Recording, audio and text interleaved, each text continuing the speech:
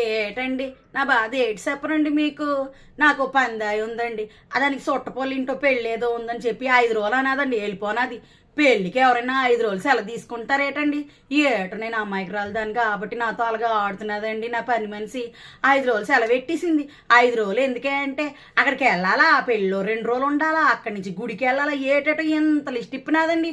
మా ఇంట్లో మన చుట్టపోలు దగ్గర వాళ్ళ పెళ్ళికి అయితేనండి మా ఆయన మా పెనిమిటోళ్ళ ఆ బాస్ ఉంటాడు కదా ఏటండి, ఆ బాస్ ఒక రోజు సెలవు ఇస్తాను, వెళ్తే వెళ్ళు లేకపోతే మాని ఉద్యోగం మాని అన్నాడండి. మనం వెళ్తా అలాగ అనగలమండి? వీళ్ళకి మనం కాకపోతే ఇంకా 100 ఇళ్ళు ఉన్నాయండి. అందుకే నేను గమ్మున అయిపోయినానండి. ఆ రోజు నుంచి ఈ 5 రోజులు ఇంటి పని సాకిరి గొడ్డు సాకిరి చేస్తున్నానండి. ఈ సాకిరి చేయడం వల్ల నాకు దక్కింది ఏడు తెలుసండి, 10 కేజీలు తగ్గిపోనానండి నేను. ఏ జిమ్కి వెళ్ళక్కర్లేదు, ఏ డైటింగ్ చేయక్కర్లేదు, మన పని మనం చేసుకున్నామనండి. ఆరోగ్యంగా ఆరోగ్యం, డబ్బులకి డబ్బులు మిగిలిపోతాయండి. అందరూ కూడా మన పని మనం చేసుకుందామే ఏటి. బాయ్ అండి.